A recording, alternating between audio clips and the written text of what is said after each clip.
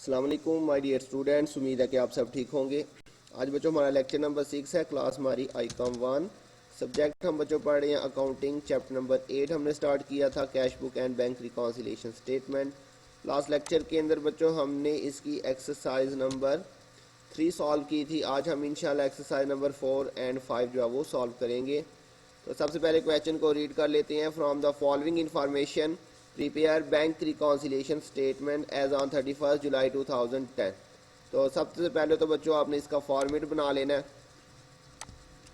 ये आपके पास फॉर्मेट है बच्चों, आपने ऊपर नाम लिखना है लेकिन क्वेश्चन में नाम नहीं दिया हुआ। उसके बाद दूसरी हेडिंग हम देंगे बैंक रिकॉन्सिलिएशन स्टेटमेंट। उसके बाद बच्चों डेट आ जाएगी उसकी, और उसके बाद बच्चों आपने ये बनाना है पर्टिकुलर का कॉलम। उसके बाद डेबिट क्रेडिट का आपने एक ही कॉलम बनाना है बच्चों, और उसके बाद रुपीज़ का एक कॉलम बनेगा। तो यहाँ पे सबसे पहले बच्चों हमने बैलेंस लिखना है। ये उसने आपको दिया हुआ है जी नंबर 1 पे, balance as per cash book. तो बच्चों balance as per cash book कल भी हमने पढ़ा था, balance as per cash book. ये बच्चों हमारा डेबिट बैलेंस होता है। ये आपको रूल्स याद हो चुके होंगे। 50,000 इसकी बच्चों अमाउंट है जी बच्चों। तो ये आपको बच्चों याद होना चाहिए कि कौन सी चीज़ ने डेबिट होना है, कौन सी चीज़ ने क्रेडिट होना है। तो balance as per cash book जो है ये हमारा जो डेबिट बैलेंस होता है। इसके बाद बच्चों नेक्स्ट आपको दिया हुआ जी आउटस्टैंडिंग चेक 25,000। तो आउटस्टैंडिंग चेक, तो जी बच्चों ये हमारे पास अनप्रेजेंटेड चेक का ही नाम है। उसके डिफरेंट नाम बताए थे मैंने, आउटस्टैंडिंग, अनप्रेजेंटेड, अनपेड, अनकैश्ड। और ये भी बच्चों क्या होता है, ये भी हमारा डेबिट होता है। अमाउंट आपके पास इसकी है 25,000। तो ये बच्चों आपके पास जो है वो, एक मिनट में ये चेक कर लूँ, ये एक्सरसाइज है जी बच्चों, ठीक है। ये हमारे पास एक्सरसाइज ही है। तो बच्चों 50 और 25 ये जो है हमारे पास दोनों डेबिट है।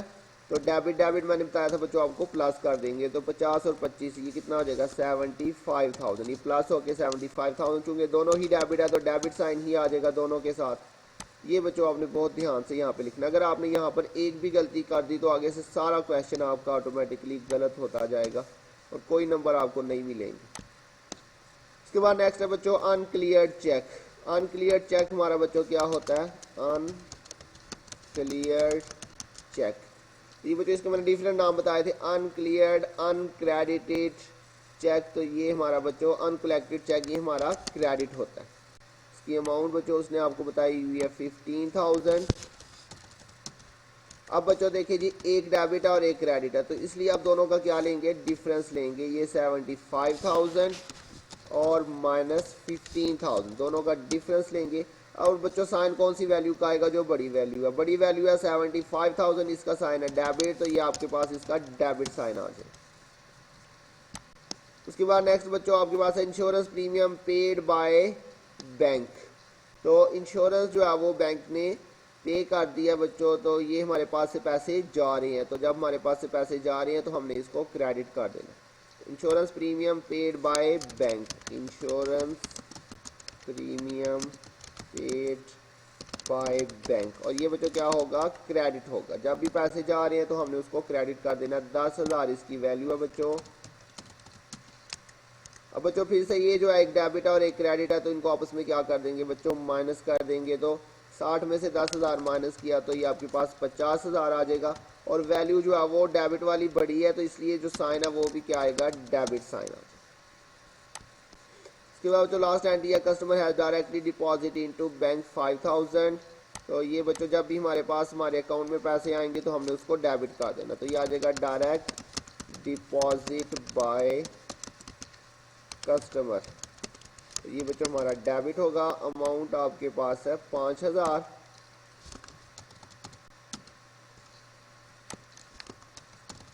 तो जी बच्चों अब ये फिर से डेबिट डेबिट है, तो डेबिट डेबिट प्लस कर देंगे, तो ये 55,000 टोटल आ जाएगा। और साइन जो है वो आपके पास डेबिट साइन आ जाएगा।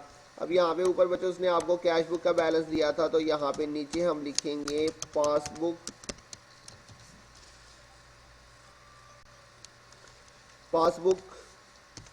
बैलेंस। जी बच्चों यहाँ पे डेबिट है, तो यहाँ पे हम लिखेंगे क्रेडिट बैलेंस और ₹55,000। तो जी बच्चों ये बिल्कुल कल वाला ही क्वेश्चन था, जस्ट यहाँ पे उसके जो है वो नाम मैंने चेंज कर दिए, बाकी ये बिल्कुल सेम कल वाला ही क्वेश्चन था। उसके बाद बच्चों नेक्स्ट क्वेश्चन करते हैं इसके साथ ही एक्सरसाइज नंबर 5।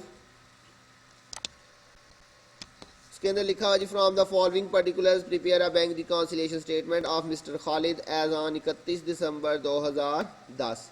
तो सबसे पहले दिया हुआ बच्चों बैलेंस एज पर पासबुक। तो सबसे पहले तो बच्चों आपने जाके इसका फॉर्मेट बनाना है, उसका नाम दिया हुआ, नाम लिख लिया हमने बैंक रिकॉन्सिलिएशन स्टेटमेंट, उसके बाद उसकी डेट आ जाएगी और उसके बाद यहाँ पे उसका बैलेंस आ जाएगा। बैलेंस बच्चों उसने आपको बताया हुआ जी balance as per passbook, balance as per passbook. तो जी बच्चों बैलेंस एज पर पासबुक हमारा क्या होता है, डेबिट या क्रेडिट। तो ये देखिए आपके नोट्स में बैलेंसेस लिखे हुए हैं, बैलेंस एज पर पासबुक या balance as per bank statement लिखा हो सकता है। तो ये बच्चों हमारा क्या होगा, क्रेडिट। तो ये देखिए balance as per cash book debit होता है और बैलेंस एज पर पासबुक जो है वो क्रेडिट होता है। तो ये बच्चों आपने यहाँ क्या लिख लेना है, क्रेडिट बैलेंस। कितनी इसकी अमाउंट है बच्चों आपके पास, 10,000 आपकी अमाउंट है, 10,000 ही आ जाएगा। उसके बाद बच्चों नेक्स्ट एंट्री है जी cheque issued but not presented. तो ये बच्चों हमारा क्या होगा, अनप्रेजेंटेड चेक, अनप्रेजेंटेड चेक। और ये बच्चों हमारा क्या होता है, ये हमारा डेबिट होता है, ये अब आपको याद हो चुका होगा। इसकी अमाउंट कितनी है बच्चों, 2,200, 2200 इसकी अमाउंट है। अब बच्चों एक वैल्यू जो है वो क्रेडिट है और एक डेबिट है, तो इसलिए दोनों का क्या लेंगे, डिफरेंस लेंगे। ये आ जाएगा 10,000 माइनस 2200। और ये बच्चों आपके पास बड़ी अमाउंट कौन सी है, ये क्रेडिट वाली अमाउंट बड़ी है, तो इसलिए जो साइन है वो भी क्रेडिट वाला आ जाए। इसके बाद नेक्स्ट है बच्चों check deposited but not credited by bank. तो ये हमारा बच्चों अनक्रेडिटेड चेक है, कह रहा है हमने चेक जमा करवा दिया लेकिन बैंक ने अभी उसे क्रेडिट नहीं किया। ये देखिए जी नॉट क्रेडिटेड बाय बैंक मतलब अनक्रेडिटेड चेक 1240। तो ये हमारे पास बच्चों आ जाएगा अनक्रेडिटेड चेक और ये बच्चों हमारा क्रेडिट होता है 1240। अब बच्चों दोनों वैल्यूज ही क्रेडिट हैं तो क्रेडिट क्रेडिट क्या हो जाएंगी, प्लस हो जाएंगी। तो ये आ जाएगा 7800 प्लस 1240। तो ये बच्चों दोनों जो है वो क्रेडिट बैलेंस है इसलिए प्लस करेंगे और साइन भी जो है वो क्रेडिट का ही आ जाएगा। उसके बाद बच्चों नेक्स्ट है जी चेक, ये हो गया बच्चों। उसके बाद interest charged by bank, interest charge by bank जी हमारा एक्सपेंस है बच्चों, हमने बात की थी कोई भी एक्सपेंस आ जाए हमने उसको क्रेडिट कर देना। चार्जेस कोई भी आ जाए बच्चों, collection charges, bank charges, interest charges, कोई भी चार्जेस आ जाएंगे तो बच्चों वो हमारा क्या होगा, क्रेडिट हो जाएगा। जैसे कि यहाँ पे मैंने आपको रूल्स में भी पढ़ाया था, ये वाला बच्चों देखिए पॉइंट नंबर 6 है, any expense or amount paid by bank. इसके अंदर बच्चों ये लिखा हुआ interest on loan, interest on overdraft. तो ये बैंक चार्जेस, जैसे यहाँ पे बैंक चार्जेस है, इधर कोई भी चार्जेस आ सकते हैं, collection charges, bank charges, interest charges, किसी भी किस्म के चार्जेस आ जाए वो एक्सपेंस होगा और जितने भी एक्सपेंस आएंगे वो हमारे क्रेडिट होंगे। तो ये आ जाएगा बच्चों इंटरेस्ट चार्ज्ड बाय बैंक। जब भी बैंक कोई भी आपसे एक्सपेंस चार्ज करेगा तो वो हमारा क्रेडिट होगा। अमाउंट आपके पास है बच्चों 70।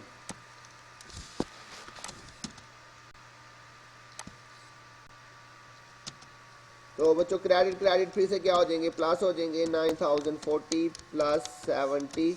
और ये बच्चों आपके पास प्लस होके जो साइन है वो क्या आ जाएगा, क्रेडिट साइन आ जाएगा। नेक्स्ट एंड ये interest on government securities, interest on government securities जी बच्चों ये मैंने आपको यहाँ पे ये लिखवाया हुआ है securities, interest on marketable securities या इंटरेस्ट ऑन गवर्नमेंट सिक्योरिटीज या इंटरेस्ट ऑन सिक्योरिटीज, सिंपल एक ही बात है ये सारा। तो कोई भी आपको इनकम नसीब हो, ये हमारी इनकम होती है बच्चों। Interest on investment, interest on deposit, interest on securities, marketable securities, government security, हमारी इनकम है। और जितनी भी इनकम कलेक्ट होंगी बैंक को हमने उसको क्या कर देना बच्चों, डेबिट कर देना। तो ये देखिए जी लिखा हुआ है interest on government securities 140, interest on government securities ये डेबिट होगा बच्चों हमारा 140 रुपये लिखा हुआ है जी 140। तो बच्चों ये डेबिट क्रेडिट आप इनको माइनस करना पड़ेगा, ये आ जाएगा 9110 और माइनस 140। तो ये बच्चों आपके पास जो क्रेडिट वाली अमाउंट है वो बड़ी है, इसलिए जो साइन है वो हमारा क्रेडिट साइन आ जाए। इसके बाद लास्ट है बच्चों credit memo issued by bank for interest earned. जी बच्चों इंटरेस्ट अर्न का मतलब है कि हमने इंटरेस्ट कमा लिया है, तो ये हमारी इनकम है। इंटरेस्ट अर्न मतलब पैसे हमने अर्न कर लिए। तो अर्निंग क्या होती है हमारी, इनकम को ही हम अर्निंग भी कहते हैं। तो कोई भी इनकम आ जाए, मैंने बच्चों आपको बताया था हमने उसको डेबिट कर देना, किसी भी किस्म की इनकम आ जाए। और लिखा हुआ है जी क्रेडिट बाय बैंक, ये देखिए लिखा हुआ क्रेडिट बाय बैंक। तो ये भी बच्चों बात याद रखिएगा, अगर बैंक किसी भी चीज़ को क्रेडिट करेगा, जब भी लिखा होगा ना क्रेडिट बाय बैंक, हमने उसको डेबिट कर देना। और अगर लिखा हो डेबिटेड बाय बैंक, तो हमने उसको क्रेडिट कर देना। हमने हमेशा बैंक और पासबुक बैंक स्टेटमेंट के उल्ट चलना है। हमने हमेशा पासबुक बैंक स्टेटमेंट के क्या करना बच्चों, उल्ट चलना है। अगर तो बैंक ने क्रेडिट किया हुआ है हमने डेबिट कर देना, बैंक ने डेबिट किया तो हमने क्रेडिट कर देना। तो ये इधर से भी याद रखिएगा, ये लिखा हुआ जी क्रेडिटेड बाय बैंक। क्लियर हो गया बच्चों। तो जब भी बैंक क्रेडिट करेगा हमने उसको डेबिट कर देना। इंटरेस्ट अर्नड, तो ये आ जाएगा हमारे पास बच्चों इंटरेस्ट अर्नड। तो ये बच्चों हमारे पास जो है वो डेबिट हो जाएगा। अमाउंट आपके पास है इसकी 300। अब बच्चों फिर से एक क्रेडिट है और एक डेबिट है, दोनों को आपस में माइनस करेंगे। 8970 और माइनस 300, और जो साइन है बच्चों ये क्रेडिट वाली अमाउंट बढ़ी है, इसलिए जो है वो क्रेडिट साइन आएगा इसके साथ। यहाँ पे बच्चों आप पासबुक बैलेंस है तो यहाँ पे क्या आ जाएगा, कैश बुक बैलेंस। और ये बच्चों आपके पास क्रेडिट है तो यहाँ पे आ जाएगा डेबिट ₹8670। तो जी बच्चों ये हमारा क्वेश्चन जो है ये भी कंप्लीट हो चुका है। मुझे उम्मीद है बच्चों आपको समझ आ गई होगी अगर आपने रूल्स याद किए हुए हैं।